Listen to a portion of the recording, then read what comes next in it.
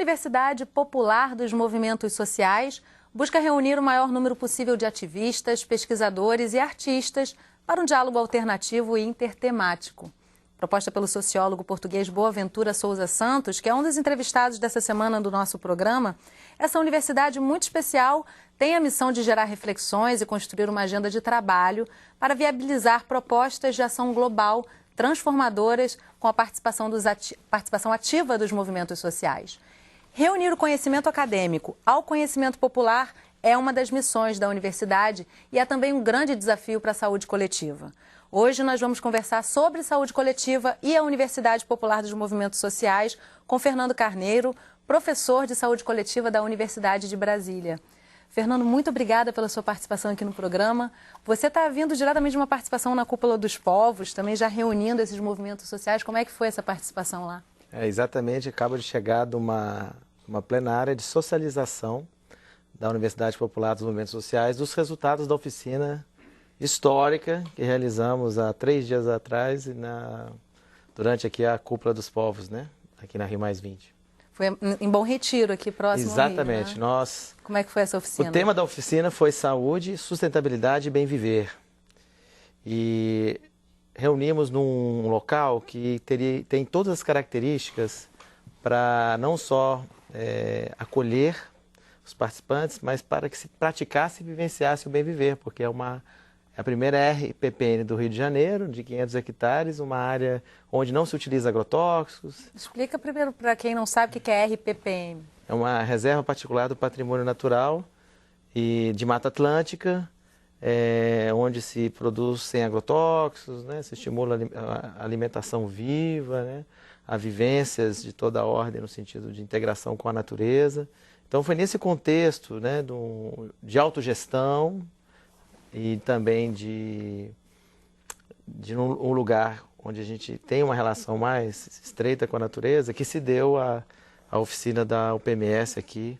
Tudo a ver com o clima, eu acho, o objetivo aí da Cúpula dos Povos. Agora, Fernando, você foi um dos responsáveis pela presença do Boaventura no Brasil dessa vez, que é uma pessoa muito incrível, né? Tem ideias, é um sociólogo português que tem ideias muito inovadoras para o que se conhece, esse padrão do que é a saúde, do que são os movimentos sociais, essa união dos movimentos sociais, que fortalece cada um desses movimentos também. Então, eu queria que você falasse um pouco sobre essa figura e por que tanto empenho em trazer esse movimento para o Brasil e fortalecer essa ideia da Universidade Popular dos Movimentos Sociais. Na verdade, o Brasil já tem uma história de mobilização popular no campo da saúde que vai desde da reforma sanitária até o movimento da educação popular e saúde, inspirado em Paulo Freire, né? No Brasil se faz muita coisa parecida com o que Boaventura tem escrito. E eu, particularmente, também sou membro do GT de Saúde e Ambiente da Abrasco. E nós participamos em setembro de 2011 do primeiro Encontro Nacional de Diálogos e Convergências em saúde ambiental, justiça ambiental, agroecologia, soberania alimentar, feminismo e economia solidária. Foi um momento que se encontrou diversas redes de movimentos sociais que tinham pautas até próximas, mas trabalhavam de forma isolada. Então esse encontro de diálogos e convergência foi um marco de tentativa de esses movimentos de alguma forma se integrarem.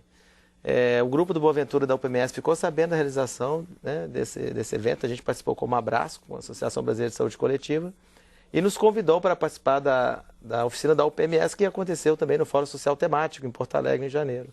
E uma das deliberações desse Fórum Social Temático foi a realização prévia à Cúpula dos Povos de uma oficina sobre a questão da saúde e da sustentabilidade do bem viver, né, que é essa matriz andina de pensamento em que a natureza também é vista não como um recurso ou um serviço, mas como um sujeito que também tem direitos, né, constitucionalmente já garantidos agora nas constituições plurinacionais da Bolívia e do Equador, que o próprio Boaventura teve influência e participou de alguma forma na discussão.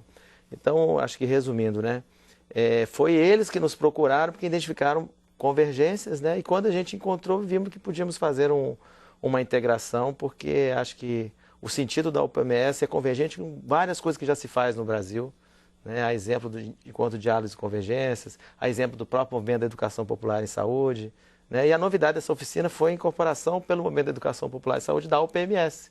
Agora, é interessante vocês estarem fazendo esse movimento num evento paralelo a Rio+20. A saúde ficou muito restrita a uma pequena parte dessa conferência. Queria que você trouxesse, então, como é que você vê a inclusão da saúde como tema, tanto na Rio+20 como na Cúpula dos Povos. Um dos grandes diagnósticos, por exemplo, de coisas que estão acontecendo no Brasil, que são inspiradoras do movimento da UPMS e do movimento e outros movimentos afins, vou te dar um exemplo de uma coisa que já foi lançada, inclusive, na cúpula, que é a questão dos agrotóxicos, né? Na oficina da UPMS, a campanha nacional contra os agrotóxicos pela vida, a campanha permanente, ela tem sido colocada como um modelo a ser seguido, porque ela tem praticado a ecologia de saberes, né, que é uma das principais categorias analíticas, né, conceituais da UPMS, que é o diálogo horizontal entre o conhecimento científico e o conhecimento popular. Tanto que na participação nas oficinas da UPMS, 75, né? Em torno de 70% são movimentos sociais, outros 30% são intelectuais engajados, né? Isso na campanha também se dá, porque a Abrasco faz parte da campanha, a própria Fiocruz faz parte da campanha, o INCA, mas a Via Campesina, o MST. Então, as estratégias da campanha são hoje compactuadas entre cientistas engajados, né, para um futuro melhor e, ao mesmo tempo, os movimentos sociais que têm suas pautas. Então, está sendo um intenso diálogo de saberes, que é muito próximo ao que a gente chama da ecologia de saberes. São algumas das novidades que têm fluído e como a Abrasco lançou um dossiê em relação aos impactos dos agrotóxicos, exatamente no início aqui da cúpula, isso está tendo um grande impacto e está mostrando que a saúde tem muito a dizer na questão de desenvolvimento. Nós somos o maior consumidor de agrotóxicos do mundo, né, e quem tem pagado a conta é a saúde da população brasileira e a saúde dos ecossistemas. Então, são temas que a saúde ela emerge, né, a situação é alarmante, e a UPMS também se debruçou sobre isso e identificou como um foco estratégico de ação frente ao contexto brasileiro, tanto a nível nacional quanto internacional. Mas você percebe alguma mudança, por exemplo, da Eco 92 para cá e acredita que esses dois eventos podem trazer frutos para o futuro próximo? Bom, se passaram 20 anos, acho que muita coisa mudou, né? Eu acho que a questão ambiental tem tido, de forma geral, uma maior consolidação, mas, ao mesmo tempo, em função do próprio padrão de desenvolvimento que o Brasil tem adotado, onde 70% por exemplo, das nossas exportações são de produtos primários, minerais e agrícolas, e isso tem gerado um processo de exaustão das nossas riquezas naturais. Então, nós estamos exportando, na verdade, água, biodiversidade, né? E isso realmente se agudizou nos últimos anos, né? Na Eco 92 não estava tão forte como agora, só nos últimos 10 anos isso cresceu assustadoramente em função da participação do Brasil dessa forma no mercado internacional. Então, a gente tem a crise do Código Florestal, né, com a sua liberalização em diversos pontos, né? A própria omissão do SUS para a questão dos agrotóxicos, o SUS hoje não tem capacidade nem para contar os mortos e doentes desse modelo. Então, é verdade, você não vê estatísticas sobre o que se tem de intoxicação por agrotóxico, né? Elas existem, mas são muito frágeis, subnotificação enorme. Esse sistema não está tendo devido investimento por parte do governo, né? Então, nós como Abrasco, inclusive, né, como campo da saúde coletiva, temos colocado muito nessa perspectiva de cobrar o papel do Estado nessa questão. O que a gente viu nos últimos 20 anos no Brasil é que o Estado tem sido forte para apoiar, por exemplo, o agronegócio, mas tem sido mínimo para vigiar os impactos desse modelo na saúde e no ambiente. É muito mais tratamento do que prevenção, né? Sim. Ou somente, praticamente. Na verdade, mal se trata do que as pessoas estão sofrendo e pouco se vigia e se promove saúde nesse campo, né? Não tem investimento ainda qualificado nisso, né? Então, existem ainda sérias lacunas que, mesmo após a Eco 92, houve um avanço institucional da constituição desse campo de saúde e ambiente através da vigilância ambiental e saúde no nível federal, estadual, municipal, né? É um campo que está se consolidando institucionalmente, mas a exemplo da questão dos agrotóxicos, né, tem muito para ser feito em termos de preparar os estados, preparar os municípios para estar executando ações de vigilância, promoção. E é uma questão que a gente tem colocado, que nós da saúde somos muito bons para identificar riscos, mas nesse campo a gente tem que ajudar a promover também um outro modelo de desenvolvimento. Então, a gente entende que a agroecologia ela pode ser uma estratégia de promoção da saúde. Então, para ela exercer esse papel, é importante que a gente entenda que a saúde não se dá só dentro das unidades de saúde. Que é muito importante que a gente ultrapasse os muros das unidades de saúde e possamos potencializar hortas medicinais, essas hortas sem agrotóxicos, as feiras agroecológicas, porque isso é fazer saúde. E os movimentos coletivos e sociais têm tudo a ver com isso, né? A gente vai fazer um rápido intervalo e na volta a gente fala sobre os movimentos sociais e a importância desses movimentos para a saúde coletiva. Não sai daí.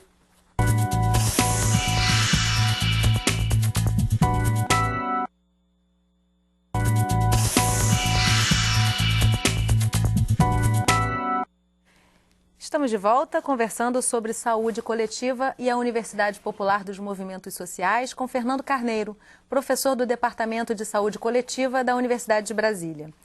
Fernando, qual é a importância dos movimentos sociais e de que forma eles interagem com a questão da saúde coletiva? Não teríamos hoje saúde coletiva no Brasil se não tivéssemos tido uma grande participação social na luta pela reforma sanitária e pelo SUS. É uma característica que diferencia o Brasil de boa parte dos países do mundo, uma intensa participação social na luta pela saúde. Na oficina da UPMS, isso se manifestou de forma muito clara, e principalmente pelo movimento da educação popular e saúde, né, que tem sua base no método, na teoria de Paulo Freire, né. Vimos muitas convergências, né. E eu acho que a metodologia da UPMS, ela bebe na água da fonte de Paulo Freire e também, já que já se passou tantos anos, né, bebe na fonte também de outros teóricos e de uma situação que mudou muito nos últimos anos, que é a diversidade que existe em movimentos sociais. Então, movimentos no campo, né, feminista, LGTB, mas também indígenas, movimento negro, população de rua, quer dizer, tem uma diversidade de movimentos que na época do Paulo Freire, essa afirmação não era tão presente, então ela acolhe. E até talvez interessante salientar que os movimentos sociais estão dentro dos conselhos de saúde, participam ativamente nas conferências de saúde, né, em todas as instâncias de municípios, é um potencial estado. enorme de trabalho. E sem isso o controle social no SUS não existe, né? Pois é, e outra coisa muito importante que vale a pena destacar, que é um conceito que o Boaventura tem nos trazido e que reforça muito o que já foi feito no Brasil, que é a extensão ao contrário. O que é extensão ao contrário? É que os movimentos sociais ocupem as universidades, né? A gente quer que o PMS facilitar esse tipo de ação. E no Brasil isso já acontece com o movimento da extensão popular, né, as práticas críticas de extensão. Eu acho que a UPMS é mais uma força nessa direção, que fortalece as pessoas, né, os professores, os docentes, pesquisadores que querem sair dos muros da universidade, né, e fazer um trabalho junto com os movimentos, né, as comunidades de transformação social, ambiental, né? Então, é uma metodologia que também cria um ambiente favorável para esse tipo de inversão, né? Porque até o conceito de extensão parece que nós estamos estendendo o conhecimento, né? O Paulo Freire já dizia em extensão e comunicação que tinha limitações aí essa prática. Então é preciso transformar realmente o que se faz na extensão universitária brasileira em algo realmente que não é uma mera consultoria ou assessoria. Não, é um projeto de complexidade para a transformação social. Eu acho que no horizonte desses movimentos, da educação popular, do diálogo de convergência, da UPMS, no horizonte é a construção de um novo projeto de sociedade, né, que não dá para ser feito só com o governo, com o Estado. E nem de uma hora para outra, né, Fernando? Isso leva um tempo, né? Isso é construção para uma geração, né? Mas eu acho que eu sinto que a novidade e do acolhimento de tantos movimentos que muitas vezes trabalhavam, né, atuavam de forma desarticulada. Nós tivemos um exemplo na oficina que o Movimento Nacional de Pessoas que Vivem nas Ruas se colocou só no primeiro diagnóstico. E no final ele já se via parceiro de diversos movimentos, né? Então, quando a gente fala de diálise e convergências, é quando criar um ambiente favorável para a gente não olhar só o que nos separa, mas focar no que nos junta para um projeto maior de transformação social.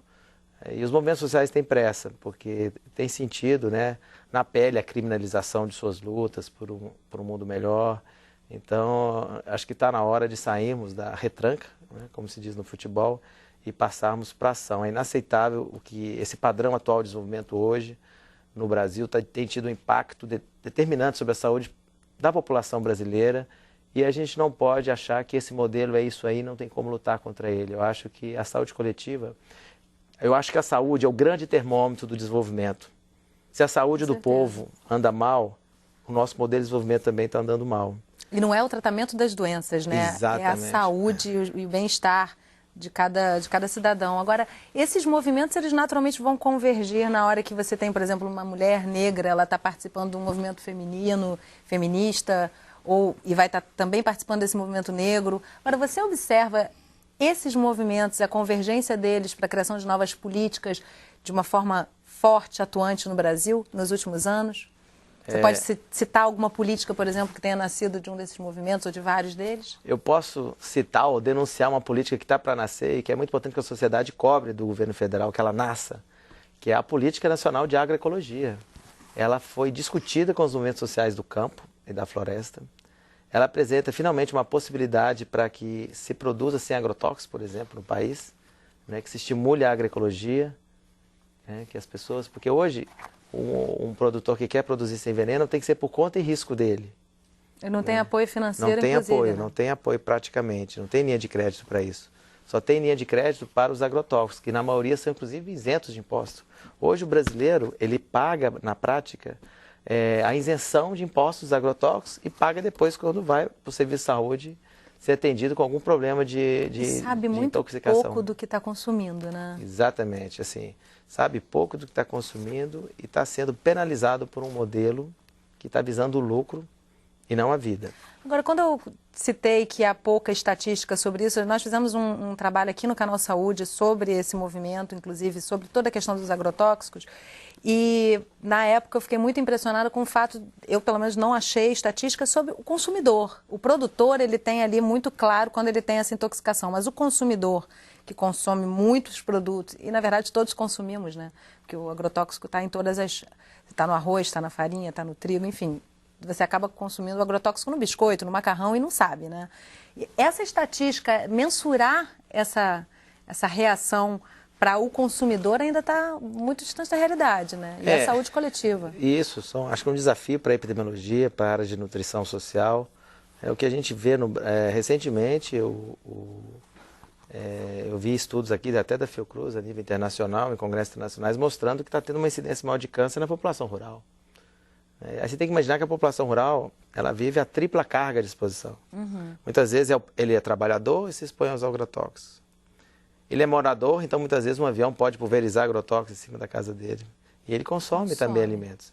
Então algo está acontecendo na nossa população rural, que também é consumidora, né, de alimentos, que está sendo realmente mais exposta. Isso aí é uma questão de lacuna de conhecimento científico, né?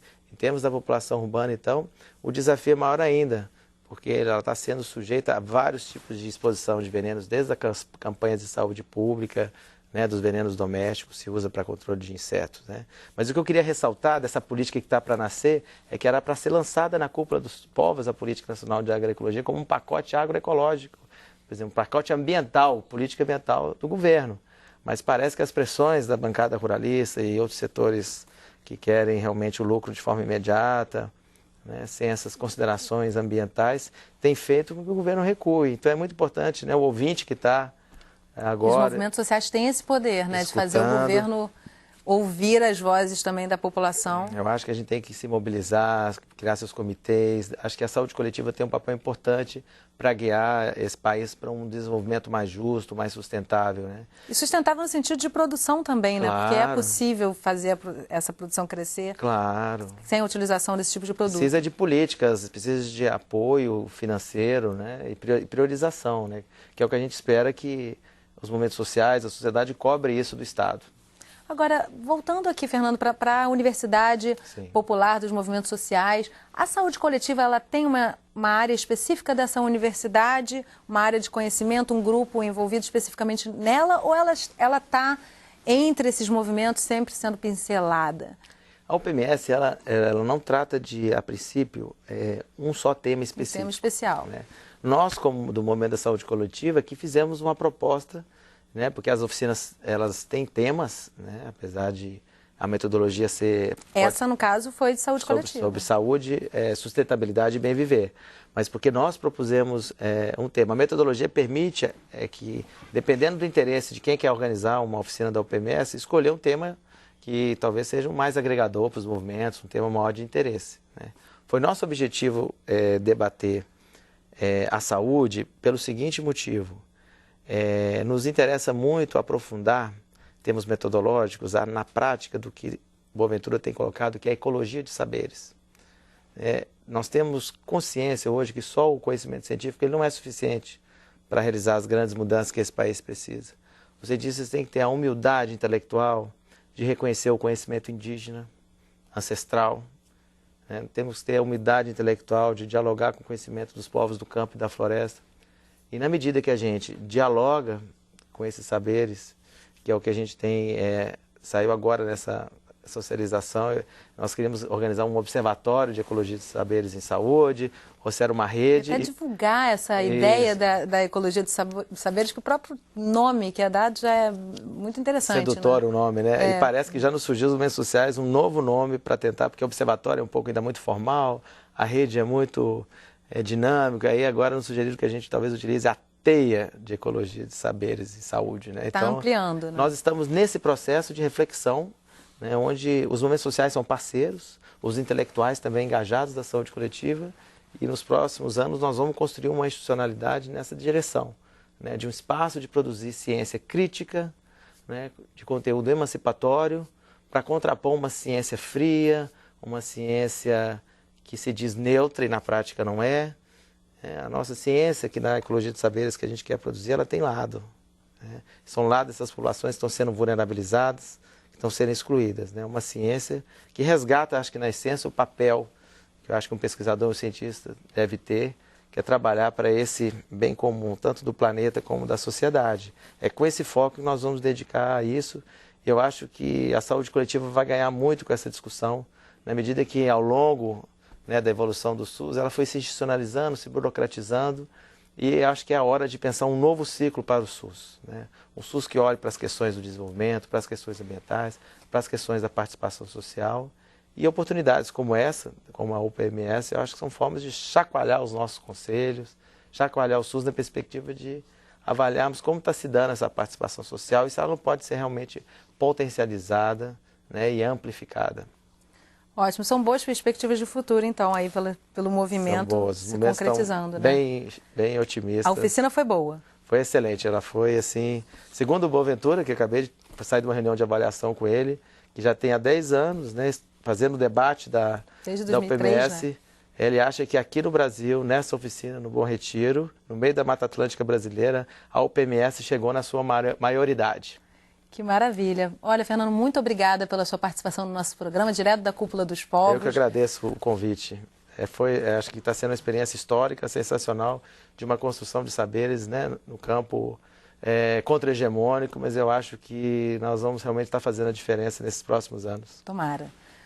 Obrigada a você que acompanhou o Sala de Convidados Entrevista. Se você quiser rever ou gravar esse programa, entre no nosso site, canalsaude.fiocruz.br. Para fazer comentários, o nosso e-mail é canal@fiocruz.br. Eu espero você no próximo programa. Até lá!